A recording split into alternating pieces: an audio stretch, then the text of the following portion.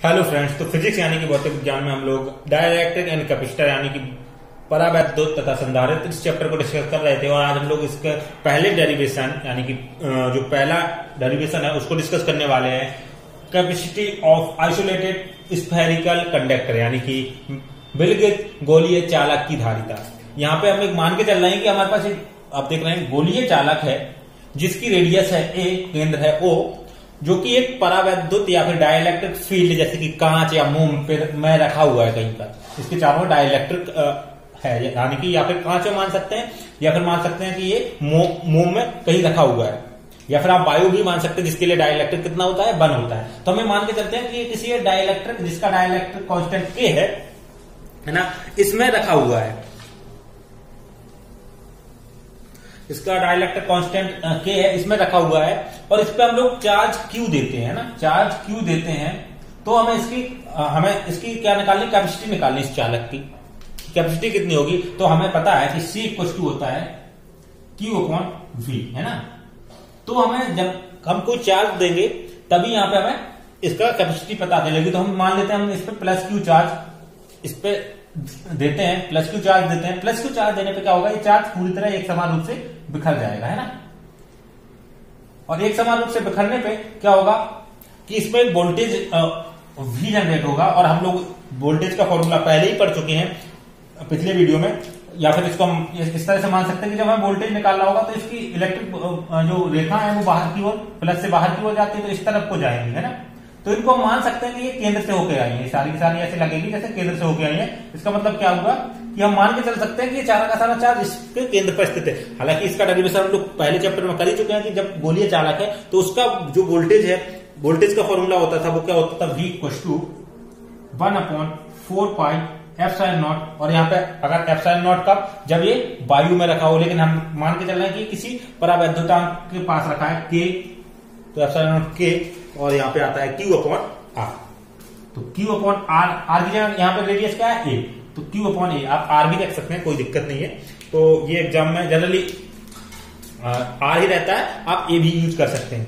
तो यहाँ पे ये हमारा वोल्टेज का फॉर्मूला होगा। Q हमें पता है, हमने Q चार्ज दिया है तो C इक्वल टू हो जाएगा Q/V। सिंपल सा कॉन्सेप्ट है। तो हम यहाँ पे V की वैल्यू रख देते हैं, तो C इक्वल टू Q/V की वैल्यू क्या आएगी, 1/4πε0 Q/A, है ना। तो ये जो नीचे वाला हिस्सा है ये वाला, ये कहां चला जाएगा, ऊपर चला जाएगा।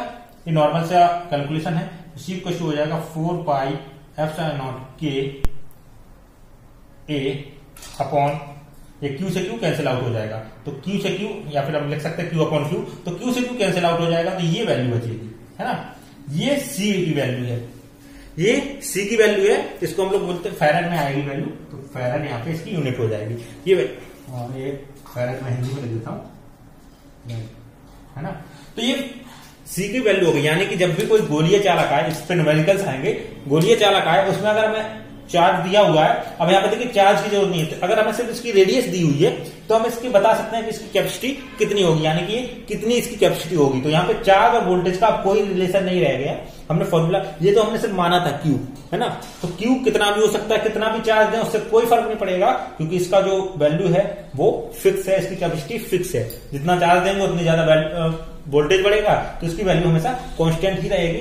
तो C की वैल्यू कितनी है, 4πε0 KA, यानी कि चार्ज अगर हमें गोला दिया उसमें चार्ज हो चाहे ना हो कोई फर्क नहीं पड़ता, उसकी वैल्यू फिक्स है कि जो इसकी कैपेसिटी है वो इतनी है।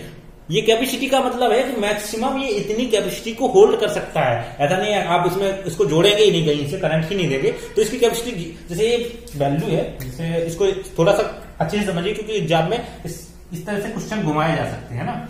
ये 5 लीटर इसमें वाटर बनता है, कितना बनता है, 5 लीटर। अब हम कहेंगे इसमें वाटर कितना है, तो अगर हमने इसमें वाटर डाला ही नहीं है, यानी कि वाटर यानी कि पानी इसमें डाला ही नहीं है, तो अभी तो पानी 0 है, लेकिन मैक्सिमम हम इसमें बोलेंगे हमने इसमें 10 लीटर पानी डाल दिया। उसके बाद पूछे इसमें कितना पानी है, तब इसमें पानी कितना रहेगा, 5 लीटर ही रहेगा। तो हम कितना भी डालें, मैक्सिमम कैपेसिटी कितनी है, 5। ऐसे ही इसकी मैक्सिमम कैपेसिटी इतनी है। पहला कॉन्सेप्ट आई थिंक क्लियर हो गया होगा। अब हम लोग इसके दूसरे कॉन्सेप्ट के बारे में बात करें। अगर ये हमने अभी बोला था परावैद्युत में रखा है, ठीक है। अगर मान लें कि ये वायु में रखा है जिसके लिए K की वैल्यू होती है 1, तो इस केस में C की वैल्यू क्या हो जाएगी, इसको हम लोग बोलते हैं C0, है ना। तो C0 की वैल्यू हो जाती है 4πε0 ए। अगर ये वायु में रखा होता जिसका, या फिर कोई ऐसे पदार्थ के बीच में रखा होता जिसके जो के की वैल्यू है जिसके लिए वो 1 है, तो इस केस में अगर हम लोग C/C0 निकालें तो वैल्यू आ जाएगी K। क्यों देखते हैं, 4ε0 K A/4 πε0 A, ये सारी वैल्यू कट जाएंगी और C/C0 की वैल्यू आ जाएगी K। तो जनरली आपको इससे रिलेटेड क्वेश्चन भी पूछे जा सकते हैं इस फॉर्मूले से रिलेटेड। तो अभी हम लोगों ने क्या देखा कि अगर हमारे पास एक गोलीय चालक है, आइसोलेटेड मतलब इसके आसपास कोई दूसरा चालक नहीं है, दूसरा चालक होता तो क्या होता, वो चार्ज को खींच लेता, अपनी तरफ खींच लेता। तो हमें मान के चल रहे हैं कि इसका अब अगर हम बात करें कोई दूसरा चालक रख दिया जाए अगल बगल में, तो इसकी कैपेसिटी क्या होगी, तो कैपेसिटी तो फिक्स है ना, क्योंकि इसका तो चार्ज से कोई लेना देना ही नहीं है। हमने सिर्फ कैलकुलेशन करने के लिए माना था कि ये अकेला पड़ा है। अब इसको हम कहीं भी रखें तो इसकी कैपेसिटी यही रहेगी। तो ये कंफ्यूजन मत रखिएगा कि यहाँ ये अगर इसको किसी चार्ज दूसरे गोले के साथ आसपास रख दिया जाए, जैसे एक कैपेसिटर है दूसरा कैपेसिटर इसके आसपास रख दिया जाए तो कोई फर्क पड़ेगा, कोई फर्क नहीं पड़ेगा, क्योंकि यहाँ पे सारी की सारी वैल्यू कॉन्स्टेंट्स आ रही है ना। तो ये आई थिंक आपको समझ में आया होगा। अब इसके बाद हम लोग नेक्स्ट चैप्टर और देख लेते हैं, नेक्स्ट कॉन्सेप्ट और देख लेते हैं कि अगर हम लोग potential energy of a charge conductor है ना, यानी कि आवेशित चालक की स्थितिज ऊर्जा, तो मैं इसको इरेज कर दे रहा हूं। तो हमारा नेक्स्ट कॉन्सेप्ट है potential energy of a charge conductor, यानी कि आवेशित चालक की स्थितिज ऊर्जा है ना। अब यहाँ पे जो इसके पहले हम लोगों ने डेरिवेशन किया जो गोलीय चालक का था, तो ये उसके लिए नहीं, ये किसी भी चालक के लिए है ना। तो इन दोनों का कोई आपस में रिलेशन नहीं है। मैं एक ही वीडियो में क्यों बता रहा हूं, क्योंकि मैं नहीं चाहता कि आपको हर एक छोटे छोटे टॉपिक के लिए हर एक वीडियो देखना पड़े। तो मैं एक वीडियो में 2 या 3 कॉन्सेप्ट कवर कर रहा हूं, तो इसका उससे कोई कॉन्सेप्ट नहीं, कोई कनेक्शन नहीं है, ये उसी चैप्टर का हिस्सा है। तो हम ये दो डेरिवेशन एक साथ आपको समझा रहे हैं एक ही वीडियो में। तो आपको एग्जाम में या तो डेरिवेशन आएंगे या इनसे रिलेटेड क्वेश्चन आएंगे। अगर डेरिवेशन नहीं आता तो क्वेश्चन डेफिनेटली आएंगे। तो यहाँ पे जो हमारे पास चार्ज कंडक्टर है, तो हम मान लेते हैं कि कोई चार्ज कंडक्टर कैसा भी होगा, अभी जरूरी नहीं है कि गोलीय हो या कैसे भी हो, चार्ज कंडक्टर है। तो उसको अगर हम लोग मान लेते हैं शुरुआत में इसका वोल्टेज 0 था और हमने इसको चार्ज दिया Q, तो इसका वोल्टेज बढ़ के हो गया V है ना, इसका वोल्टेज बढ़ के हो गया V। तो इसका एवरेज वोल्टेज क्या होगा, इसका एवरेज वोल्टेज यानी कि औसत विभव कितना होगा, 0 + V/2 यानी कि V/2। इसका जो एवरेज वोल्टेज है वो हो गया हाफ V यानी कि V/2। अब देखिए हम लोग पहले ही पढ़ चुके हैं कि किसी भी चालक में को आवेशित करने में हमें कुछ कार्य करना होगा, तो जो कार्य किया गया है वही क्या होगा, उसका स्थितिज ऊर्जा में स्टोर हो जाएगा, यानी कि पोटेंशियल एनर्जी की फॉर्म में स्टोर हो जाएगा। तो यहाँ पर कार्य कितना होगा, W हम लोग पहले ही पढ़ चुके हैं, W Q है ना, QV, यानी कि हमने डेल्टा V का फॉर्मूला पढ़ा था W/Q, ये पिछले चैप्टर में पढ़ा था। तो यहाँ पर W क्या हो जाएगा, W QV।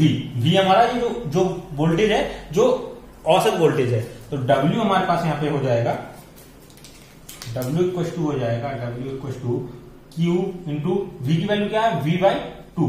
तो यहाँ पे W हो जाएगा हमारा हाफ QV, और यही हमारी क्या है, स्थितिज ऊर्जा, यानी कि हाफ QV। ये हमारी इसकी स्थितिज ऊर्जा यानी कि पोटेंशियल एनर्जी है। इस इक्वेशन को हम फर्स्ट मान के छोड़ देते हैं। अब देखिए हम यहां तक छोड़ सकते हैं, लेकिन हम चैप्टर कौन सा पढ़ रहे हैं, कैपेसिटर, यानी कि यहां पे हम लोग सारी बात कहां पे जाएंगे, हम कैपेसिटी पे लेके जाएंगे, क्योंकि हमें सारे के साथ हमें यहाँ पे कैपेसिटी दी हुई है और हमें चार्ज किसी कंडक्टर की कैपेसिटी दी हुई है और हमसे पूछी जाए उसकी पोटेंशियल एनर्जी क्या है, तो भाई इस फॉर्मूले से थोड़ी हम निकाल सकते हैं। तो हमें इसका रिलेशन कैपेसिटी के साथ बनाना होगा। यहां तक तो ठीक है। अब इसको कैपेसिटी के साथ इसका रिलेशन बनाते हैं, है ना। तो हमें पता है कि Q क्या होता है, ये हमारी इक्वेशन बन गई, इसको याद रखना है, इसको समराइज रखिए। अब हमारे पास एक ऑप्शन होता है Q होता है,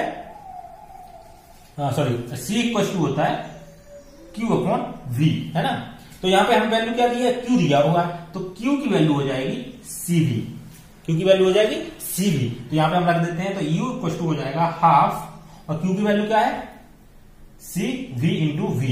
तो U की वैल्यू हो जाएगी हाफ CV², और ये V वोल्टेज वाला है, पोटेंशियल एनर्जी जूल में आएगी, ये V जो है वोल्टेज वाला है, C कैपेसिटर है। तो अगर हमारे पास वोल्टेज दिया है उसका और हमारे पास कैपेसिटेंस दिया हुआ है, तो हम आसानी से निकाल सकते हैं, आसानी से निकाल सकते हैं उसकी पोटेंशियल एनर्जी। अब मान लो हमें वोल्टेज नहीं दिया है, हमें कैपेसिटेंस तो दिया है और हमें चार्ज दिया है, तब क्या करेंगे, हमें वोल्टेज नहीं दिया है तो क्या करेंगे, यहीं से इसी चाहे इस फॉर्मूले से चाहे इस फॉर्मूले से कहीं से भी यहां से एक और रिलेशन निकलता है। अगर हमें यहाँ पे इन तीन में से कोई एक वैल्यू दी होगी तो यहाँ अगर हमें V नहीं दिया है तो V की वैल्यू क्या आ जाएगी, Q/C। तो यहाँ पे V की वैल्यू Q/C रख देंगे तो क्या हो जाएगा, U equal to half, Q ऐसा ही रहेगा, V की जगह रख देंगे Q/C तो इसकी वैल्यू हो जाएगी U equal to half Q²/C। तो ये पोटेंशियल एनर्जी के तीन फॉर्मूले बन जाते हैं,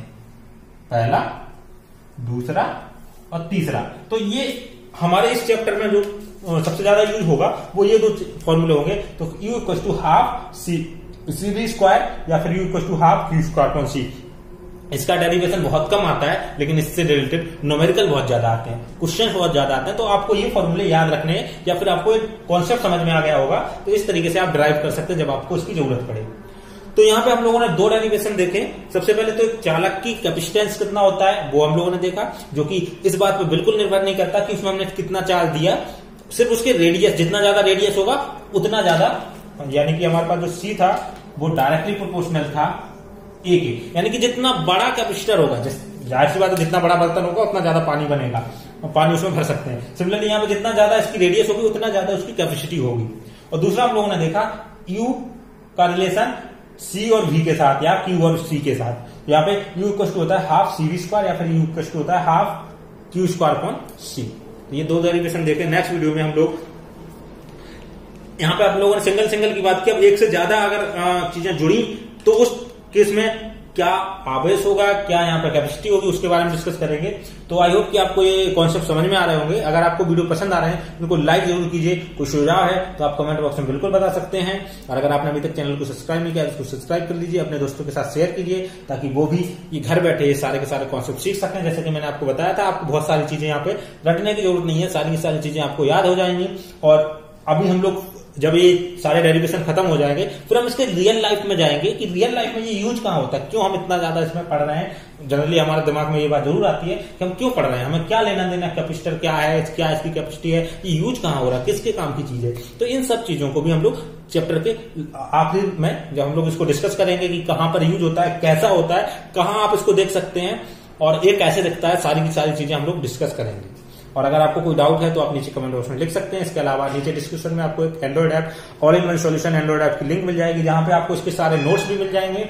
इसके अलावा फिजिक्स केमिस्ट्री के ट्यूटोरियल्स और नोट्स मिल जाएंगे। और अगर आपको कोई डाउट है तो आप वहां पे उस ऐप के थ्रू पूछ सकते हैं। मिलते हैं नेक्स्ट वीडियो पे। Thank you for watching.